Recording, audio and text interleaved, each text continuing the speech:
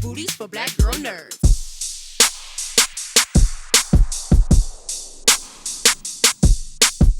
Hey, hey.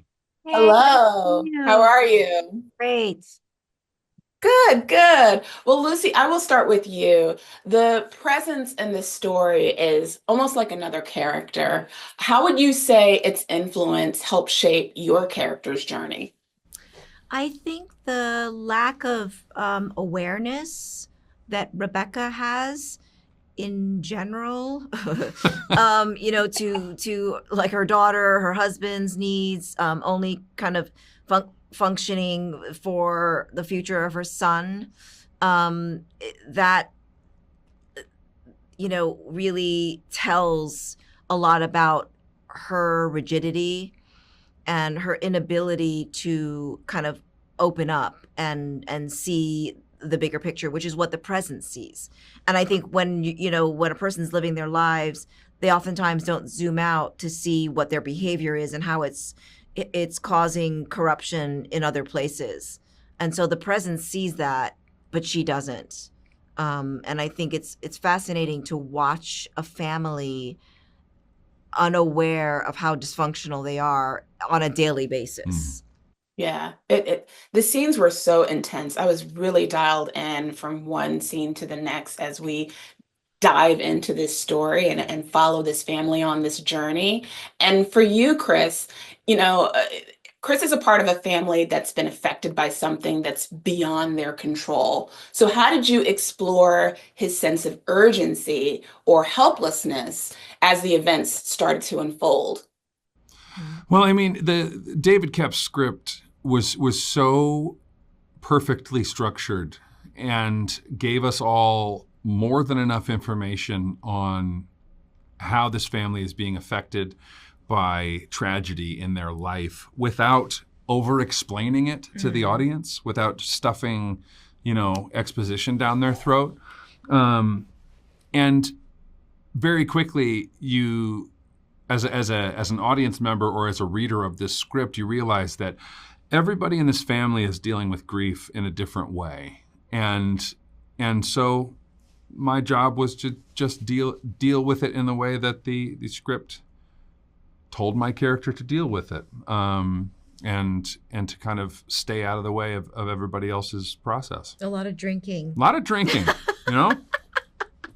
Hey, we all have different ways of managing grief. Sobriety was not one of No. them. Lucy, back to you. What was your experience collaborating with Steven Soderbergh and helping to develop Rebekah's character? He really didn't give any direction to us, and not just to me, but overall, we functioned very much like it was a stage, and the choreography of our movements and of our attitudes with the camera was so natural. There was no lighting, there was no equipment on the set, and so we really just allowed the scenes to unfold, and he decided where the presence was going to focus on or who he was going to focus on. Yeah. And I think it was especially wonderful to hear somebody having a conversation or a monologue, but not really be on them the whole time. He was focusing on the other person's reaction, and that's his direction, And I think oftentimes in any kind of ordinary film or show, when that person's talking, you're on them, right? And then maybe you'll cut to a quick reaction and then go back to them. He doesn't do that. There's a conversation we're having in one room, and then he follows, Chloe, the daughter, into the other room, but we're still having a conversation in that room. And you kind of hear it, but don't hear it. Mm-hmm. And I love that because it's sort of like, I want to show you something different, even though the conversation is happening there. Like, what's important? And the audience's mind will split and think, okay, what's happening? I'm kind of not hearing. It's a bit muted, but I'm looking at this happening, and there's also another conversation. So it's this collision of dialogue that is written, by the way. It's in the script. It wasn't like we were improvising. He wasn't like, when we go into the other room, you guys keep talking about something. It was written, and it was intentional. And I think that's what makes him so brilliant, because he is letting the audience go to a separate space, even though the conversation is happening in the other room. And I think that is absolute trust and giving the audience the responsibility of what they want to hear and see, right? Yeah.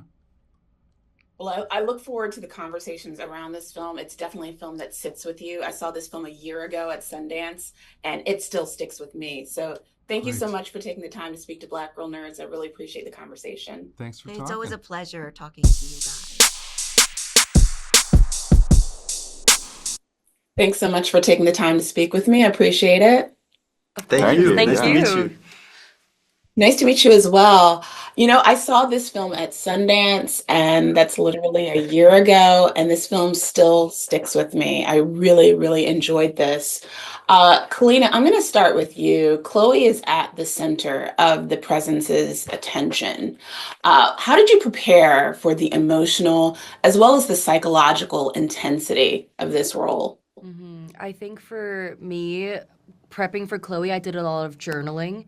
I would dive into really deep details about everything that she's experiencing. And obviously, David did an amazing job in writing the script, and it just all came very naturally. Like, there was no overdoing anything. And I just really, I don't know, I just remember a lot of the times on set, I had this little bathroom near my bedroom, and I would just like sit in the corner and do a lot of journaling, and I would have my AirPods on. I made a playlist for Chloe as well, Get in the World, and then it's like, all right, go back and do the thing, and the emotions would come. But it was like, yeah, bringing myself back in and just remembering that she doesn't know either, because she is a young girl who's going through a lot of things for the first time. So discovering that with her was fun too. Just curious, what was a couple of the artists that was on your playlist? Oh man, it was like a lot of depressing stuff. I just know the song names, like Oh Wonder, and there was a few Billie Eilish. That's all I can think of from the top of my head. And Blue by Troye Sivan for some reason. Nice, nice. Wes, for you, the presence seems to act as both a physical and metaphorical force in the film. How do you think Ryan interprets or reacts to the influence compared to some of the other family members? I think, as Ryan is not a part of the family, he doesn't live in this house. Maybe he's even heard a few things about the house because it is in his neighborhood. And I think that definitely interested him, piqued his interest in the family, but then also influences his time, in the space, because he does, especially with Chloe's sort of reactions to the presence in a couple of scenes, he is very much on edge a lot of the time, as he is in real life. There is so much pressure put onto this kid from his mother, which is something I had to work with David and Steven, sort of like building up the background of this character. And so I think him always being on edge and always being alert is something that was just heightened with the idea that there might be a presence here. And Eddy, for you, what do you think Tyler represents in the broader themes of the film, particularly in terms of innocence, family, as well as the unknown? Yeah, I think in a lot of ways, Tyler's a through line for the film that talks about kind of a general theme that I think we realized at the end, which is this idea of like the regrets we have about not connecting with our family members in the time we have on this earth.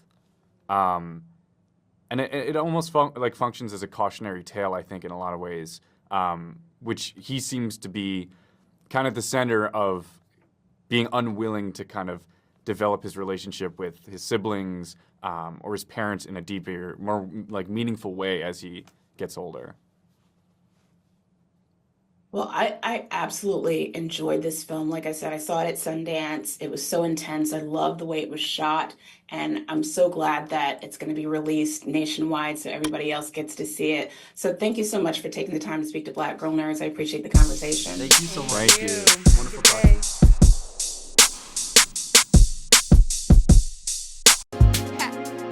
Better shake your booties for Black Girl Nerds. Better shake your booties for Black Girl Nerds.